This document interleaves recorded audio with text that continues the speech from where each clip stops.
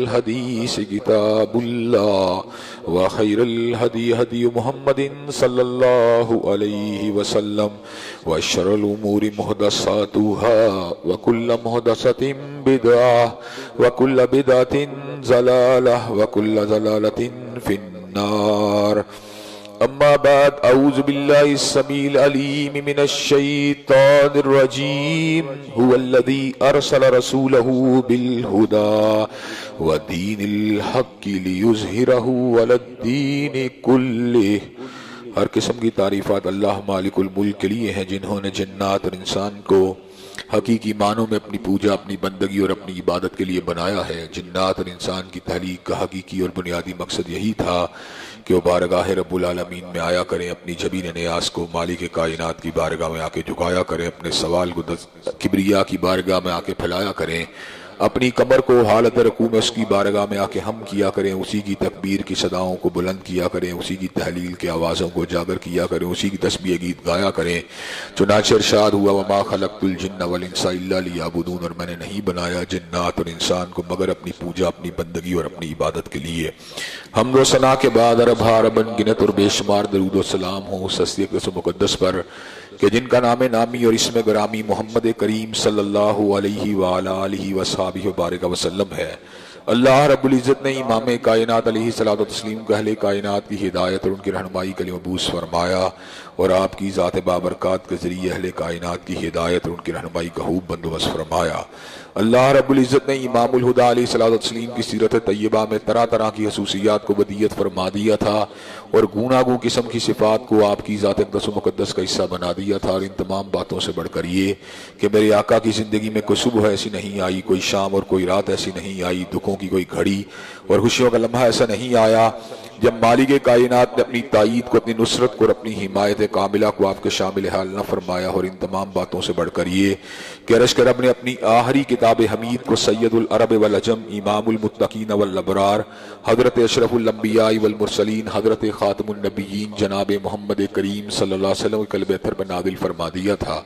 اسی کتاب حمید کے ایک انتہائی فصیح و بلیغ عنوان جس کا تعلق حضور علیہ السلام کے نظام بابرکت، نظام پر اثر اور نظام سحر آفرین کے ساتھ ہے، اپنی چند گزارشات کو گزشتہ کئی خطبات جمعہ سے آپ حضرات کے سامنے رکھنے کا سلسلہ جاری و ساری ہے۔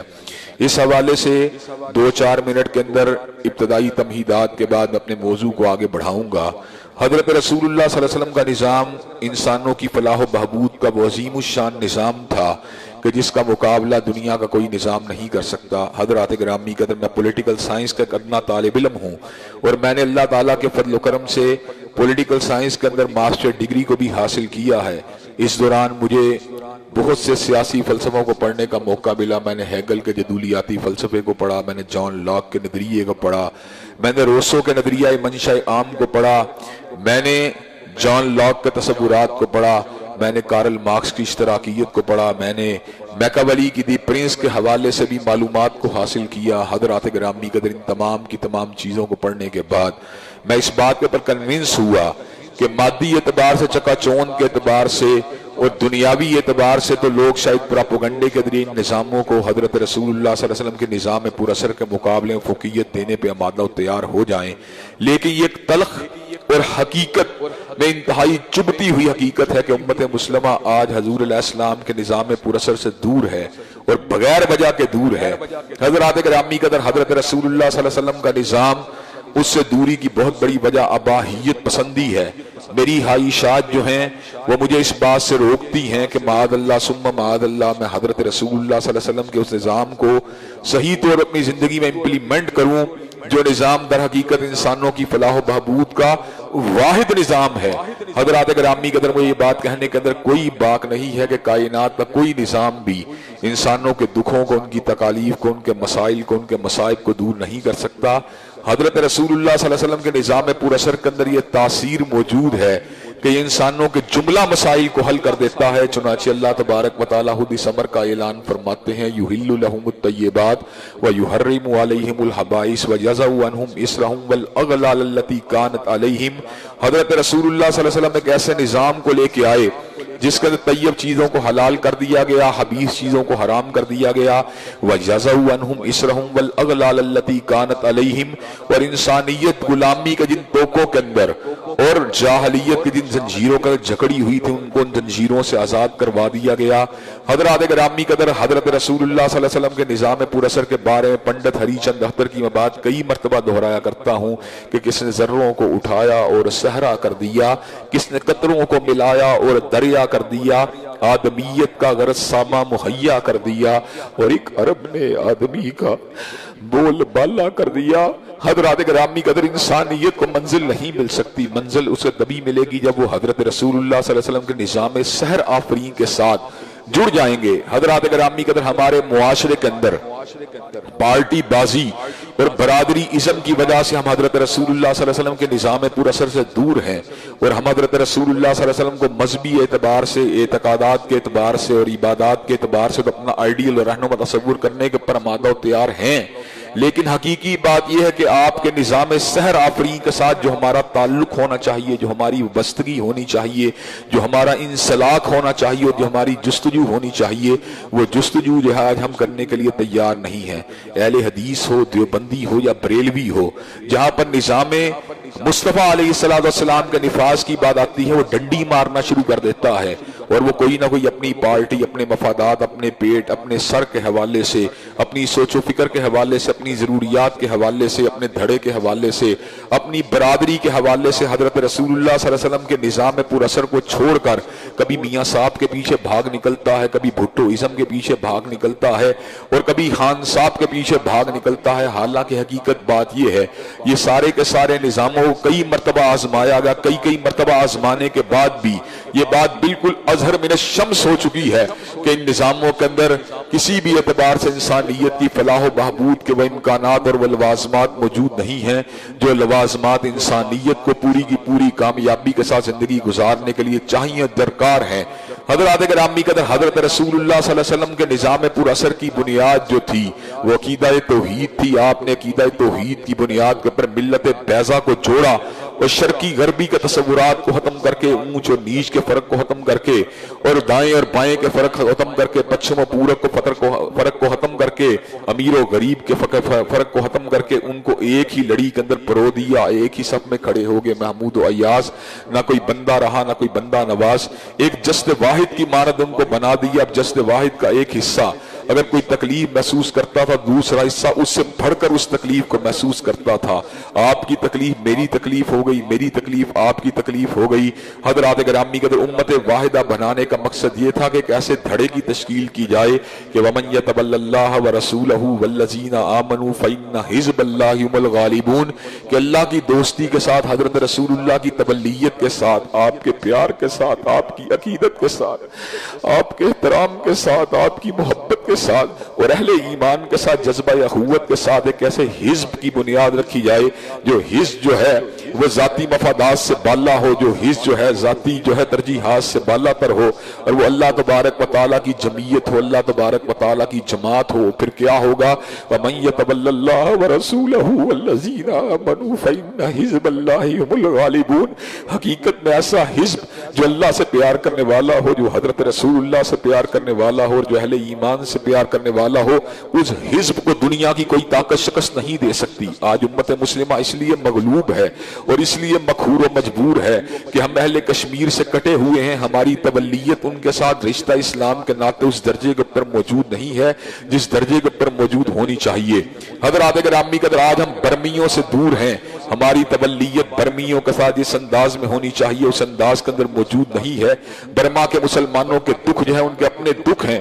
ہم ان کے دکھوں کو صحیح معنوں میں بانٹنے کے لیے آمادہ و تیار نہیں ہیں۔ اہل فلسطین کے دکھ درد جو ہیں، حضرات گرامی قدر، ان دکھ دردوں کو بھی سچی بات ہے اپنے دلوں کے اوپر اتارنے کے اوپر آمادہ و تیار نہیں ہیں۔ اہل فلسطین جو ہیں وہ سسک رہے ہیں، رو رہے ہیں، آہ رہے ہیں، کراہ رہے ہیں، لیکن سچی بات یہ ہے ان کے درد کو محسوس کرنے کے لیے آج ہم مادہ و تیار نہیں ہیں۔ القدس کے علاقے کے رہنے والے لوگوں کو ہم فلسطینی ہونے کی نگاہ سے دیکھتے ہیں، کشمیریوں کو ہم ہندوستانی ہونے کی نگاہ سے دیکھتے ہیں، برمیوں کو ہم برما کے لوگوں کے ہونے کے ناطے دیکھتے ہیں۔ چنانچہ آج ہم کٹے ہوئے ہیں، پھٹے ہوئے ہیں۔ حضرات گرامی قدر، اگر ہمارا رشتہ توحید کی بنیاد پر بیت اللہ کے جہت ہونے کی اعتبار سے اور حضرت رسول اللہ کی غلامی کے اعتبار سے اگر ہمارا رشتہ مضبوط اور مستحکم ہو تو دنیا کے اندر آج بھی کوئی سپر طاقت ہمارا مقابلہ نہیں کر سکتی۔ چین و عرب ہمارا، ہندوستان ہمارا، مسلم ہم وطن ہے، سارا جہاں ہمارا۔ حضرات گرامی کا تصور تھا جو حضرت علامہ اقبال نے دیا تھا، اقبال ڈے کے موقع پر تقریبات تو ہوتی ہیں، علامہ اقبال کو جو ہے سراج عقیدت پہ پیش کیا جاتا ہے،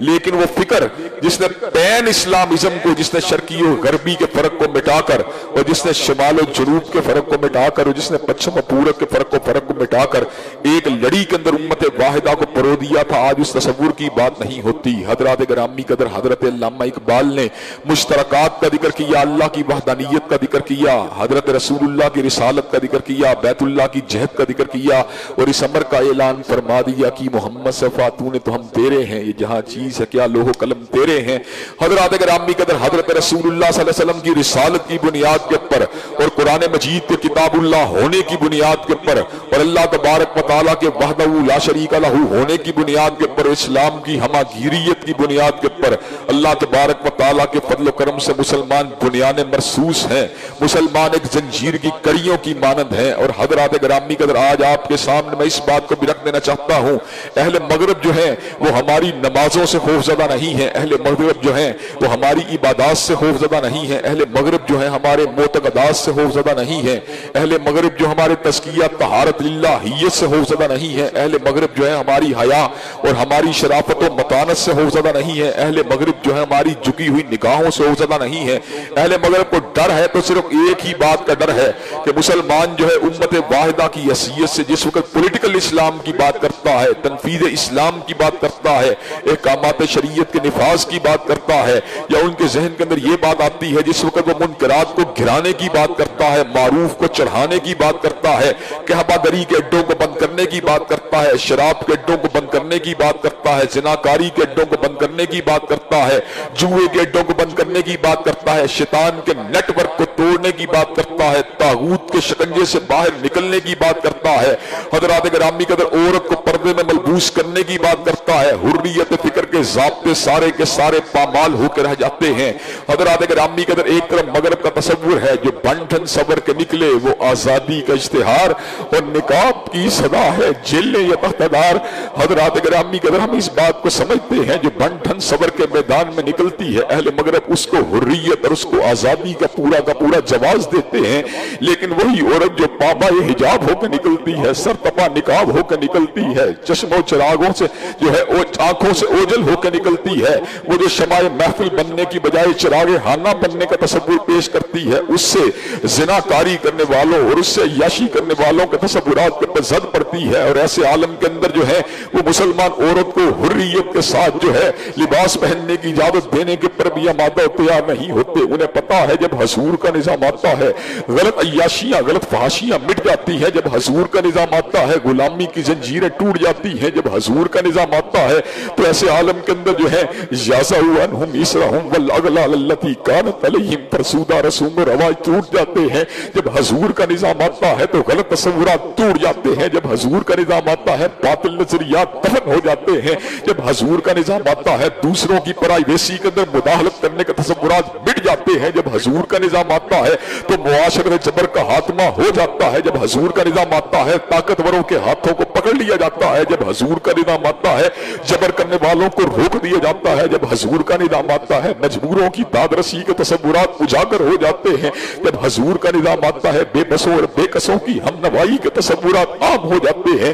حضرات گرامی قدر، کسی کہنے والے نے، حضرت حالی رحمت اللہ علیہ نے، کسی کہنے والے نے نہیں بلکہ حضرت حالی رحمت اللہ علیہ نے کہا تھا، اتر کر ہرا سے سوئے کو میں آیا اور ایک نسخہ کیمیا ساتھ لایا، مسے خام کو جس نے کندن بنایا، کھرا اور کھوٹا الگ کر دکھایا۔ حضرات گرامی قدر، حضور علیہ السلام کے نظام کی دمک سے 1000 برس تک یہ سیارہ لرزتا رہا، 1000 برس تک یہ یہ سیارہ اور یہ زمین جو تھی کپکپاتی رہی، اس میں ارتعاش پیدا ہوتا رہا، ظالم جو تھے اپنی کمین گاہوں میں کپکپاتے رہے، جابر جو تھے وہ اپنی سرنگوں کے اندر بیٹھ کے گھبراتے رہے کہ حضور کا نظام اگر آ گیا تو سارے کے سارے باطل تصورات تو مٹ کر رہ جائیں گے۔ حضرات گرامی قدر، حضور کے نظام کی اساس میں فنڈامنٹلی 4 چیزیں تھیں، جن میں سے پہلی چیز کا ذکر میں نے آپ حضرات کے سامنے حضور کے نصاب تعلیم کے بیان کے بعد جو تھا کرنا شروع کیا تھا کہ حضور نے نظام تعلیم بھی اس حزب کو دیا تھا، کتاب اللہ کی شکل میں، سنت رسول ہاشمی کی شکل میں، اور اس کے اندر 4 بنیادی اکائیاں تھیں۔ پہلی اکائی یہ تھی اپنے سر کو جھکایا کرو، اللہ کے سامنے جھکایا کرو،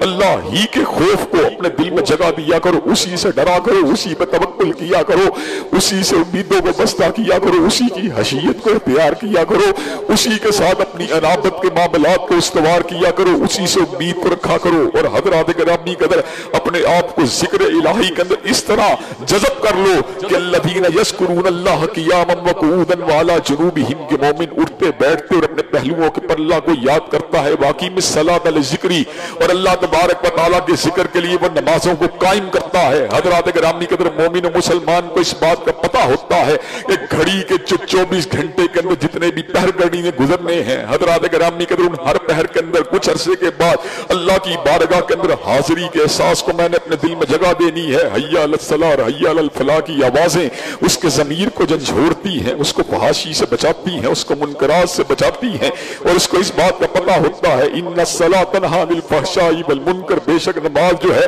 فحاشی اور برائی کی قوموں سے روکنے والی ہے۔ حضرات گرامی قدر، مومن و مسلمان اس بات کو سمجھتا ہے اگر میری نماز اللہ کے لیے ہوگی، اگر میری نماز عادتاً نہیں بلکہ عبادتاً ہوگی تو میرے جتنے بھی باطل تصورات ہیں وہ مٹ کے رہ جائیں گے۔ مجھے پتہ ہوگا کہ میں نے اللہ کی بارگاہ میں کھڑے ہو کے کہنا ہے اہدنا الصراط المستقیم، اللہ مجھے سیدھا راستہ دکھلا دے۔ حضرات گرامی قدر، چند گھنٹوں کے بعد پھر سیدھے راستے کی تمنا، چند گھنٹوں کے بعد پھر سیدھے راستے کی تمنا، چند گھنٹوں کے بعد پھر سیدھے راستے کی تمنا۔ یہ سیدھے راستے کی طلب و تمنا جو ہے انسان کو ایک ایسے راستے پر لے جاتی ہے جہاں وہ اللہ تبارک و تعالیٰ کے ساتھ بالکل تعلقات اس کے مضبوط ہو جاتے ہیں، جہاں وہ اللہ والا بن جاتا ہے، جہاں وہ خشیت الہی کے رنگ میں رنگا جاتا ہے۔ صبغۃ اللہ ومن احسن من اللہ صبغۃ ونحن لہ عابدون، اللہ کے رنگ میں رنگنا کیا خوبصورت بات ہے، دنیا کا کوئی رنگ بھی پروردگار عالم کے رنگ کا مقابلہ نہیں کر سکتا۔ پارٹی کا رنگ، برادری کا رنگ، قومیت کا رنگ،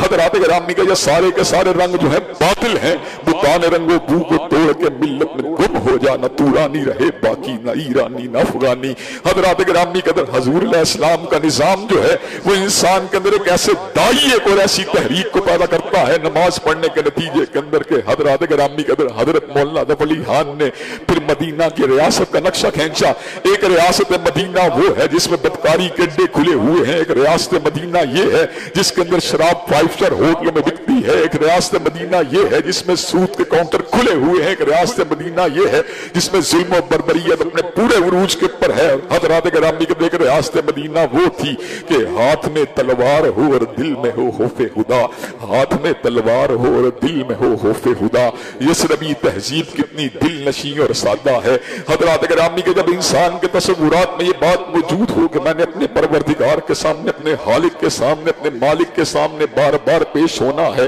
اس کے تصورات بدل جاتے ہیں، اس کے دل کی دنیا بدل جاتی ہے، اس کی فکر بدل جاتی ہے، اس کے نظریات بدل جاتے ہیں۔ حضرات گرامی قدر، اسی لیے بڑی خوبصورت بات کہی گئی تھی، اللہ نے بڑی خوبصورت بات کہی، یا ایھا الناس ما غرک بربک الکریم، اے انسان،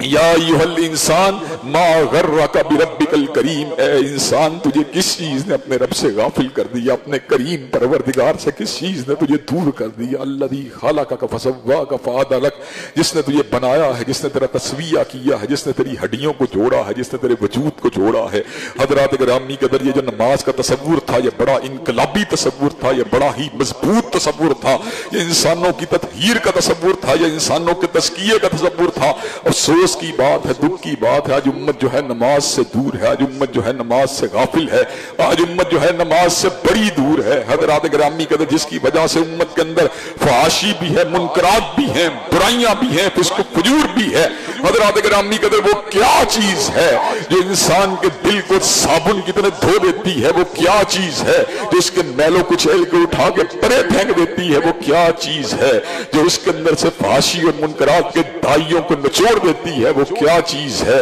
جو اس کو اللہ والا بنا دیتی ہے؟ وہ کیا چیز ہے جو اس کو اللہ تبارک و تعالیٰ کی قربت کے سفر کے اوپر جو ہے چلا دیتی ہے؟ حضرات گرامی قدر وہ اللہ کی حشیت ہے، وہ اللہ کے سامنے حاضری کا احساس ہے، وہ پروردگار عالم کی محبت ہے۔ اللہ والا ہونا کیا معمولی بات ہے؟ اللہ والا ہونا کیا چھوٹی بات ہے؟ اللہ والا ہونا کیا عام سی بات ہے؟ حضرات گرامی قدر اللہ تبارک و تعالیٰ نے اللہ والوں کا ذکر بڑے ہی خوبصورت انداز میں نبیوں کے بعد فرما دیا، وَقَيِّم مِّن نَبِيٍّ قَاتَلَ مَعَهُ رِبِّيُّونَ كَثِيرٌ، کہ بہت سے اللہ تبارک و تعالیٰ کے انبیاء نے اللہ کے راستے میں جہاد کیا۔ وَقَيِّم مِّن نَبِيٍّ قَاتَلَ مَعَهُ رِبِّيُّونَ كَثِيرٌ، اور ان نبیوں کی ہمراہی میں بہت سے اللہ والے بھی ان کے ہمراہ تھے۔ وہ اللہ والے جو تھے ان کی نگاہ نہ کشور کشائی کے اوپر تھی، نہ مال غنیمت کے اوپر تھی، نہ شہرت کے اوپر تھی، نہ دنیا داری کے اوپر تھی۔ ان اللہ والوں کی نگاہ اگر ہوتی تھی تو اللہ تبارک و تعالیٰ کی رضا پہ ہوتی تھی، اللہ تبارک و تعالیٰ کی طرف سے ملنے والی رضوان پہ ہوتی تھی۔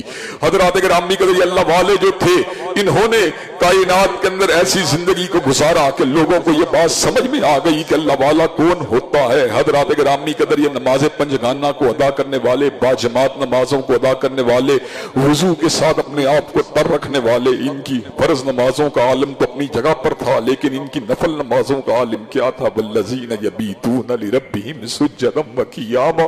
ان کی راتیں گزرتی تھی تو اللہ تبارک و تعالیٰ کی بارگاہ میں جھانکتے ہوئے گزرا کرتی تھی۔ وَالَّذِينَ يَبِيتُونَ لِرَبِّهِمْ سُجَّدًا وَقِيَامًا، یہ ایسے عالم میں اپنی راتوں کو گزارا کرتے تھے کہ یہ سجدے میں ہوتے تھے یا قیام میں ہوتے تھے۔ اور حضرات گرامی قدر ان کا عالم یہ تھا، كَانُوا قَلِيلًا مِّنَ اللَّيْلِ مَا يَهْجَعُونَ، یہ راتوں کو کم سویا کرتے تھے اور ان کے دل کے اندر ایک ہی بات ہوتی تھی، اللہ اتنا بڑا ہے، اللہ اتنا بڑا ہے، ہم اس کے حق کو کیوں کر ادا کریں؟ كَانُوا قَلِيلًا مِّنَ اللَّيْلِ مَا يَهْجَعُونَ، یہ راتوں کو جاگنے والے اور اللہ کی بارگاہ میں گڑگڑانے والے اور اس کے سامنے سجدہ کرنے والے اور اسی کے قیام کے اندر اپنے آپ کو غلطہ اور پیچھا رکھنے والے،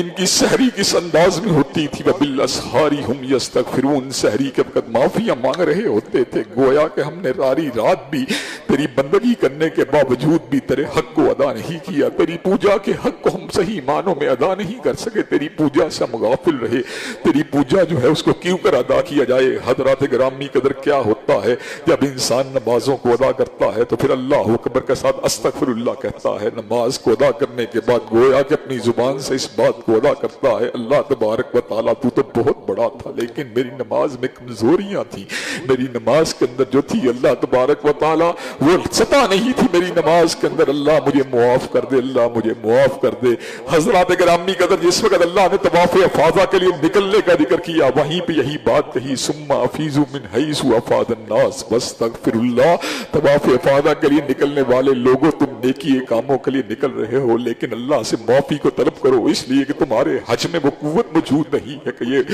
بارگاہ الہی کے اندر مقبولیت کے مقام کے اوپر پہنچ سکے، یہ تو میرا فضل ہوگا کہ میں اس کو قبول کر لوں گا۔ حضرات گرامی قدر اللہ نے اپنے حبیب کو الفاظ کہے، کتنے خوبصورت الفاظ کہے، اذا جاء نصر اللہ والفتح، جب اللہ کی طرف سے مدد آئی اور اس کی طرف سے فتح آئی تو پھر کیا ہوا؟ ورأیت الناس یدخلون فی دین اللہ افواجا، پھر آپ نے دیکھا لوگ فوج در فوج جو تھے دین قیم میں داخل ہو رہے تھے۔ حضرات گرامی قدر اللہ تبارک و تعالیٰ کیسی بات کہتے ہیں، ورأیت الناس یدخلون فی دین اللہ افواجا،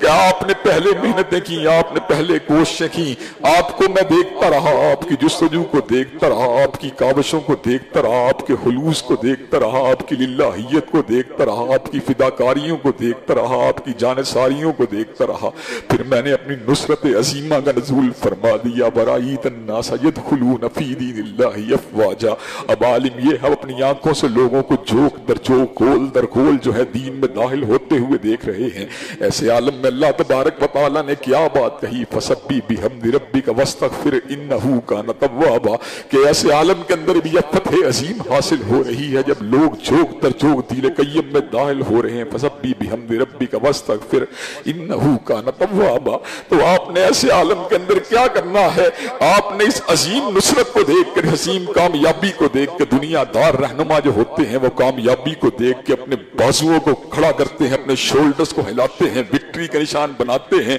اور اپنے آپ کو یوں شو کرواتے ہیں گویا کہ کل جہانوں کو فتح کر لیا۔ لیکن اللہ تبارک و تعالیٰ نے حبیب کبریا کو کیا کہا؟ فَسَبِّحْ بِحَمْدِ رَبِّكَ وَاسْتَغْفِرْ إِنَّهُ كَانَ تَوَّابًا، کہ ایسے عالم میں جب فتح عظیم حاصل ہو رہی ہے تو آپ نے اللہ تبارک و تعالیٰ کی تسبیح کو بیان کرنا ہے اور اس کا استغفار کرنا ہے۔ انہو کان توابا، بے شک وہی توبہ کو قبول کرنے والا ہے۔ گویا کہ اللہ نے تبارک و تعالیٰ نے اس امر کا اعلان فرما دیا، فتح عظیم کے حصول کے باوجود بھی اس فتح کی نسبت اپنی ذات کے ساتھ نہیں کرنی بلکہ اللہ کی ذات کے ساتھ کرنی ہے۔ حضرات گرامی قدر، جس وقت اللہ تبارک و تعالیٰ کی ذات کے ساتھ نسبت کی جائے گی پھر نماز کی حقیقت جو ہے آپ کے پر واضح ہو جائے گی۔ حضرات گرامی قدر، اللہ اکبر کا نعرہ اس حقیقت کو بیان کرتا ہے، میں چھوٹا ہوں، اللہ تو بہت بڑا ہے، میں مستحق ہوں، تو خالق کائنات ہے، میں فانی ہوں، تو باقی ہے، میں مٹ جانے والا ہوں، تو لا فانی ہے، میں بیمار ہوں، تو شفا دینے والا ہے۔ حضرات گرامی قدر، میں مردہ ہوں، تو حی ہے،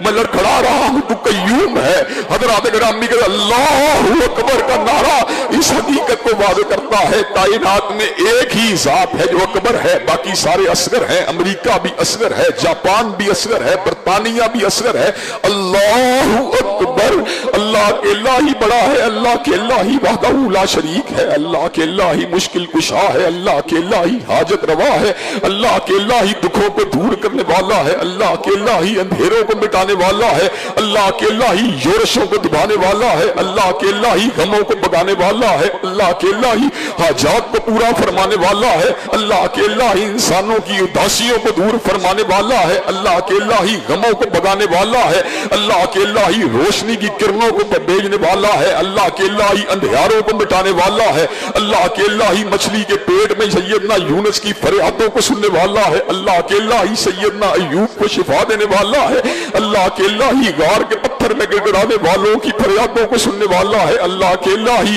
یتیموں مسکینوں کی حمایت کرنے والا ہے، اللہ کے اللہ ہی ایام کو تبدیل فرمانے والا ہے، اللہ کے اللہ ہی غموں کو جو ہے سکون سے تبدیل فرمانے والا ہے، اللہ کے اللہ ہی مایوسیوں کو جو ہے امید سے بدلنے والا ہے، اللہ کے اللہ ہی انسانوں کو جہنم کے راستے سے ہٹا کر جنت کے راستے پہ چلانے والا ہے، اللہ کے اللہ ہی اولادوں کو عطا فرمانے والا ہے، اللہ کے اللہ ہی اپنے بندے کے دکھوں کو غموں کو مٹانے والا ہے، اللہ کے اللہ ہی وحشتوں کو دور فرمانے والا ہے، اللہ کے اللہ ہی قوتوں کو عطا فرمانے والا ہے، اللہ کے اللہ ہی ضعیفی کو دور فرمانے والا ہے، اللہ کے اللہ ہی انسانوں کی مشکلات میں اور ان کے دکھوں کے اندر ان کے ساتھ چلنے والا ہے، اللہ کے اللہ ہی انسانوں کی میت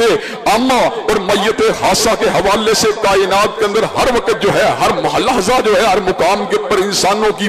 مشکلات کو سننے والا ہے، اللہ کے اللہ ہی دعاؤں کو سننے والا ہے، اللہ کے اللہ ہی فریادوں کو سننے والا ہے، اللہ کے اللہ ہی نداؤں کو سننے والا ہے، اللہ کے اللہ ہی یتیموں کا والی ہے، اللہ کے اللہ ہی مسکینوں کا حامی ہے، اللہ کے اللہ ہی مجبوروں کا والی ہے، اللہ کے اللہ ہی انسانوں کو اس راستے پہ چلانے والا ہے جو راستہ انسانوں کو کامیابی کے راستے پہ لے کے جانے والا ہے، اللہ کے اللہ ہی انبیاء کی مدد فرمانے والا تھا، اللہ کے اللہ ہی صحابہ کے کام آنے والا تھا، اللہ کے اللہ ہی تابعین کے ہمراہ چلنے والا تھا، اللہ کے اللہ ہی اولیاء کی مدد فرمانے والا ہے، اللہ کے اللہ ہی گناہگاروں کی بھی سننے والا ہے، اللہ کے اللہ ہی دشمنوں کی فریادوں کو سننے والا ہے، اللہ کے اللہ ہی دوستوں کی فریادوں کو سننے والا ہے، اللہ کے اللہ ہی پنجابی میں سننے والا ہے، اللہ کے اللہ ہی پشتوں میں سننے والا ہے، اللہ کے اللہ ہی جاپانی میں سننے والا ہے، اللہ کے اللہ ہی ملائی میں سننے والا ہے، اللہ کے اللہ ہی انڈونیشین میں سننے والا ہے، اللہ کے اللہ ہی عربیوں کی سننے والا ہے، اللہ کے اللہ ہی اجمیوں کی سننے والا ہے،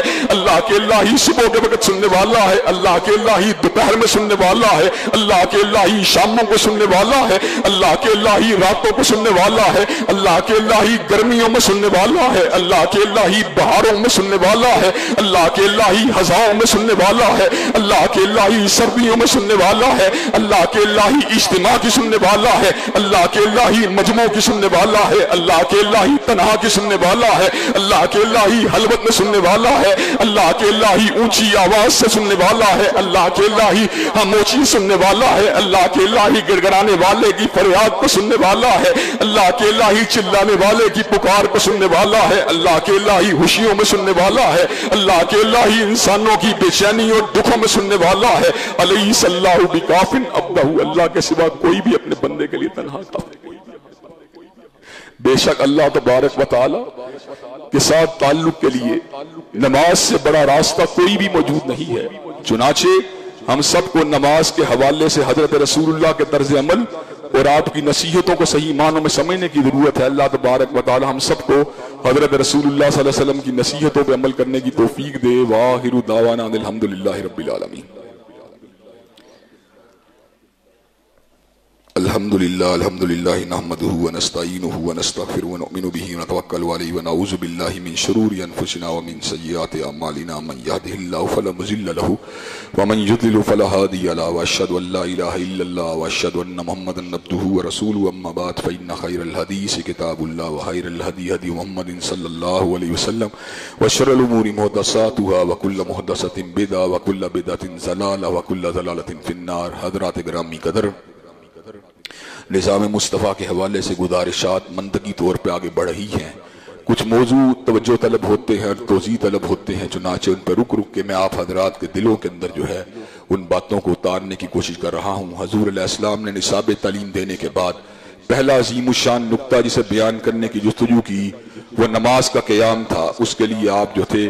پوری کی پوری زندگی پوری ڈیڈیکیشن اور پوری کمٹمنٹ کے ساتھ قائم اور دائم رہے۔ حضرات گرامی قدر، حضرت رسول اللہ صلی اللہ علیہ وسلم کے پرخلوص جستجو کے نتیجے کے اندر نمازیوں کی ایک عظیم الشان جمعیت مارتے وجود میں آئی، جس نے پوری دنیا کے پر اللہ اکبر کے نعروں کے ساتھ ہر چیز کو گرا دیا اور اللہ کی کبریائی کے جھنڈوں کو لہرا دیا۔ حضرات گرامی قدر، حضور علیہ السلام نے کائنات کے لوگوں کو کس طرح اللہ کی بندگی کی دعوت دی، اس حوالے سے انشاءاللہ اپنی گزارشات کو آپ حضرات کے گوش گزار آئندہ خطبات جمعہ کے اندر بھی کیا جائے گا۔ آپ لوگوں نے میرے لیے دعا بھی کرنی ہے کہ اللہ تبارک و تعالی مجھے صحت کی نعمت سے نوازے۔ اللہ تبارک و تعالیٰ کے فضل و کرم سے شیطانی اثرات اور شر کے اثرات میں یقیناً کمی واقع ہوئی ہے، لیکن تاحال وہ اثرات جو ابھی تک موجود ہیں، امید ہے کہ اللہ تبارک و تعالیٰ آئندہ آنے والے ایام میں ان سے رہائی نصیب فرما دے گا۔ نماز اور وضو کی تشنگی کے حوالے سے آپ حضرات نے پہلے بھی مجھ سے معاونت کی اور آج بھی اگر آپ معاونت کریں گے تو انشاءاللہ میں اس حوالے سے آپ کا شکر گزار بھی ہوں گا۔ اللہ تبارک و تعالیٰ آپ کو اس عمر کے پر جزائے خیر دے اور انشاءاللہ آنے والے ایام میں اللہ تبارک و تعالیٰ اس مصیبت اور اس تلخی سے نجات دے گا۔ ان اللہ یأمر بالعدل والإحسان وإیتاء ذی القربى وینہی عن الفحشاء والمنکر والبغی۔ سبحان ربک رب العزۃ عما یصفون وسلام علی المرسلین والحمد للہ رب العالمین۔